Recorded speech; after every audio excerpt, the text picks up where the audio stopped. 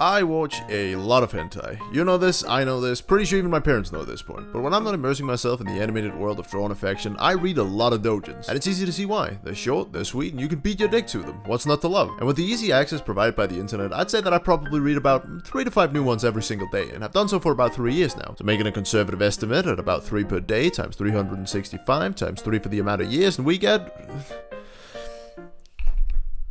Oh my fucking god. Point is, I've read quite a few, and of the ones I've read, there are a few which stick out to me as being absolutely superb. Problem is, a lot of them have maybe 3 to 4 safe for work pages that I can actually show on YouTube, so dedicating an entire video to them would have me run out of stuff to show you very quickly, and generally just prove pretty visually uninteresting. Thus, I decided to make this compilation video instead, meaning that you get more recommendations, and I get to talk about more doujins. Obviously, there is a bit of subjectivity to such a list, as hentai is a very personal medium. I have, however, tried picking out the ones among my favorites that I feel the most people would be able to get something out of. I've also left some timestamps in the description, each accompanied by a 1 to 5 word description of what I think the main appeal of the different series are, so as to make the video a little easier to navigate, as well as allow you to easily skip around it if you so desire. Without further ado, let's get into it. The most wholesome entry on this list has without a doubt got to be Jorori's anniversary. It's about a couple celebrating their 10-year anniversary on Christmas Eve, and as one of the presents that they give to each other, the girl gives the guy a letter talking about their good time spent together, and stating how she wants to start a family with him. One thing leads to another, and well, they start making a family. What's special about this one is definitely just the sheer amount of quality put into the art. The artist Jorori undoubtedly has some of the best looking art I've ever seen, not just in doujin, but in general. And is often heralded when people bring up the hentai is art argument, and for good reason. I mean, just look at this shit, it's fucking gorgeous. And every now and then when reading through one of his works, he just treats you to an absolutely breathtaking page that honestly has no business being in a doujin. Nevertheless, I am glad that it is. You then pair that with a good vanilla story, and it's just an all-around good time. Honestly, I could have picked any of Jorori's works to take up this spot on the list. Anniversary is just my own personal favorite, and I feel a good entry point to the artist. And if you like this one, Jorori has you covered with an entire backlog of doujins that are just as well made and equally as wholesome. Momohime is a doujin based on the Japanese folktale of Momotaro, which describes a boy who was born from a peach to an elderly couple and afterwards went to Oni Island to fight Onis. In this rendition of the story, however, the peach is an oddly shaped donut hole and the boy is a girl named Momo. The series uses a combat system based around sex, which despite almost being a trope at this point is still stupidly fun to watch, but the main appeal of this one is definitely just seeing the different towns that Momo visits on a journey through Oni Island. For example, at one point she makes it to a town that has been spouting propaganda about how women are completely inept at performing any task that doesn't involve sex, and you see the effect that this has had on the town and the people in it. They just start degrading women to a level only describable as Sharia law times 3. There's also some subtle jabs at grander themes, like for example how our religion basically has the same end goal of being a decent human being, or in the case of this doujin, having a lot of babies. Yeah, there's still extreme hate between religious groups because they have different means of getting there, and once you start looking for it, there's a lot of small little things that just help make the story more enjoyable, even from a non-porn point of view. The landscape and world design are also absolutely phenomenal and really helps give the world character. I'd say read through the first 3 chapters of this one, and if you're not interested by then, it's probably not for you. Remember playing Pokemon Go in the summer of 2016? Running around with the boys trying to catch that Snorlax that just appeared by the local train station? Well, what if instead of Pokemon, the app showed you people who were willing to have sex with you? This is basically the concept of Tamagoro's Fuckbuddy Collection. An app is taking Japan's female youth by storm, which allows you to see anyone in the near vicinity willing to have sex with you, and ranks them on their sexual prowess on a tier list from F to S. You then get points for sleeping with guys, scaling with their tier rankings, and level up with the app, essentially gamifying the act of hooking up. The main character, Mana, is a competitive user of the app and goes around trying to collect the best fuck buddies. The story doesn't take itself too seriously, and it's mainly just a fun and unique means towards creating some diverse sex scenes, which they managed to do just fine. Be warned though, there are some borderline ugly bastards in this one, so if that's a deal breaker for you, probably give this one a skip. Fukushi Simon follows the story of Tasaki, a heavyweight class high schooler who's been mercilessly bullied and blackmailed by the same 3 female students for the better part of his high school life. This all changes one day when the girls ask for him to try and hypnotize them as practice for an upcoming event, and to everyone's surprise it actually works. Now, rather than going the obvious route of just hypnotizing them to do you know what, he instead implants a simple suggestion in their heads, a slight nudge in the way that they view the world, that the worst way that you can degrade and bully someone, almost comparable to torture, is by having sex with them and conceiving their child. So from there on out, the girls really just do all the work themselves, and in an attempt to make this guy's life a living nightmare, they end up doing exactly the opposite, whilst making their own lives worse in the process. And watching these girls fuck themselves over trying to torment someone else is just so satisfying. And the big reveal when they find out exactly just what they've been doing in one of the later chapters? Priceless, and pretty hot, might I add. What you see is basically what you get with this one. It's a revenge story with a pretty unique twist, and to help deliver it, you have some ridiculously well drawn and superfluously plump anime girls. If that sounds like something up your alley, give this one a shot. Up next on the list, we've got JK Bitch no Renai Soudan, which is a doujin that touched my heart as much as it did my dick. School bicycle Kawaii and sport ace Fujisage randomly meet each other on the school's roof during lunch one day and start talking about relationships. Fujisage then tells Kawaii how he had issues keeping it up when he tried having sex with his girlfriend, and Kawaii, being the honor student that she is, offers to help him practice so that he can do it right next time.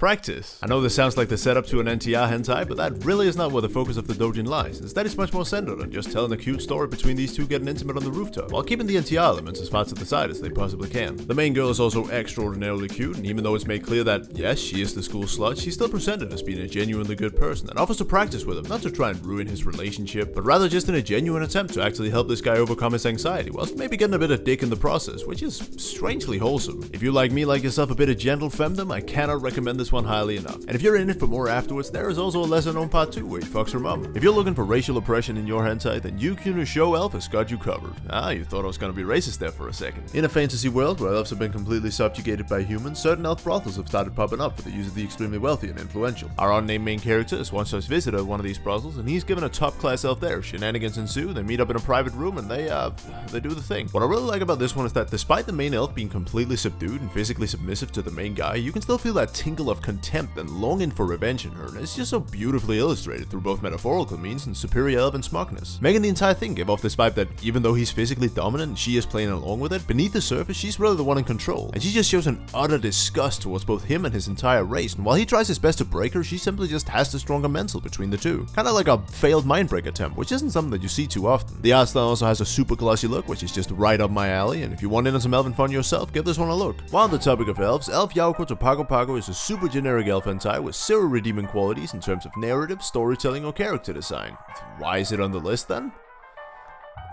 It's just fucking odd, man. Daisuke is a human exchange student now living with an elf family in Elfland, and he has a dream. A dream of fucking an elf, and who better to help him fulfill that dream than his new host family? And so he tries tempting his host mother into an affair, and while elves are usually a pretty sexually inactive people, once they get a whiff of those human male hormones, elf brain go.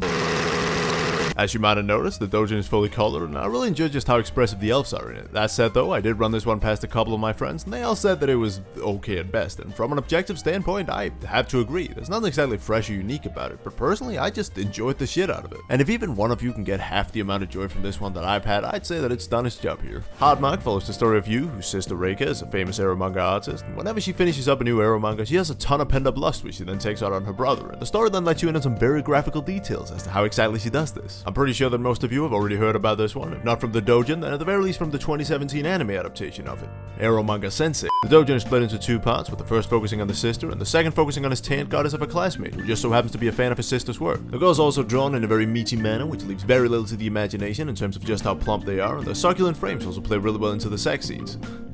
God, that sounds so creepy. As positions were chosen that pair really well with that sort of body type, and playing to the series' strength, it all just comes together as a nice whole. A word of warning though, there are some femdom aspects prevalent in this one, but if that doesn't instantly turn you off from it, I think you'll be pleasantly surprised with what you find here. In the world of instant lost Lolibabaa, a famously strong Oni named Kouryuu lives in the mountains and has defeated every combatant who's tried to challenge her. Upon hearing of this, our main character Toromaru goes to confront her to test his skills. They clash for a bit, and Kouryuu then tells Toromaru that he's not half bad, and maybe if he can beat her, she should give him a reward. A prize that only she can offer through her womanly charms. An alleviation to his long journey. Yeah, they fuck on the second page. After a heated coitus session, Toromaru then asks Kouryuu if she wants to marry him, and she kinda goes, fuck it, why not? And from then on out, from the moment that they get together, right to the moment that Toromaru dies of old age, you get to see the two of them live out their married life as he slowly ages yet. She stays an immortal on aging Oni. This one is only 32 pages, but they so elegantly crammed it to the top with details and personality, to the point where you really get invested in these characters. And while the smut scenes themselves are pretty good, where this one really shines through is just with the story, and specifically the ending where, and I won't spoil it here, but they drop a huge twist on you, which not only nicely wraps up the narrative, but also adds context to all the previous pages, essentially just improving the entire work as a whole, and it was pretty decent to start off with. The main girl in this one might be a lolly, but honestly, I don't even care if you're into that or not. Give this one a read. What you'll find is a neatly packaged story, which might even leave you a little emotional after you're done with it. And even if at face value this doesn't seem like something up your alley, trust me when I say that you won't regret at the very least giving it a look. While every other entry on the list has been somewhat arbitrary in terms of numbering, Succubi Supporter is #1 for a reason. It's my favorite doujin, and if that's not the case for you, you probably just haven't read it yet. In a world where succubi have lived among humans for generations, the human bloodline has been thoroughly mixed with that of the demon seductresses, to the point where almost every living human being has some degree of succubus blood flowing through their veins. And if even 1% of a human's genetic material is that of a succubus, their semen loses all its nutritional value and flavor for any succubi who might want to taste. Enter Masato, one of the last purebred humans in existence, and after having tracked him down, the two main succubi sisters, Ayano and Tomoe, offer him a job with Ben benefits and pension as a full-time semen dispenser. Needless to say, he accepts the position. Getting straight into the meat of it, this one just has some for everyone. You like busty succubi? Boom. Feeling up for a lolly milf? Bam. Want world building detailing how succubi are controlling the global economy by sucking Joe Biden's dick? You do now. And to help deliver all that, you have Fu's absolutely smooth and wonderful artist. He pulls on his expertise to deliver you some great smut scenes, and not some of, but literally the best blowjob scenes to ever grace modern hentai. And with all those factors playing in, this becomes objectively, in my opinion, the best doujin out there. I know this is a pretty well-known doujin, but I'm not enough of a hipster to derive my personal favorite from a #1 spot just because of its popularity. And on the off chance that you haven't read this one yet, I envy you. Because you're in for a damn treat. That's about all I had for my list. If you're interested in anything I mentioned, the names of each doujin are listed in the description, each accompanied by a 6-digit number that I am certain that you already know how to use. As always, a big thank you to the patrons for bankrolling these videos. As you might have guessed, I don't really make anything directly from YouTube, but through you guys' support, I get to just make the videos I want instead of trying to cohere to some weird sense of advertiser friendliness. And if you're interested in supporting me and the channel, you can even get the uncensored version of this video and many others by becoming a patron, and simultaneously help allow me to create hentai reviews as a sort of part-time job while I finish my education. It's great fun and I genuinely do appreciate it. Until next time.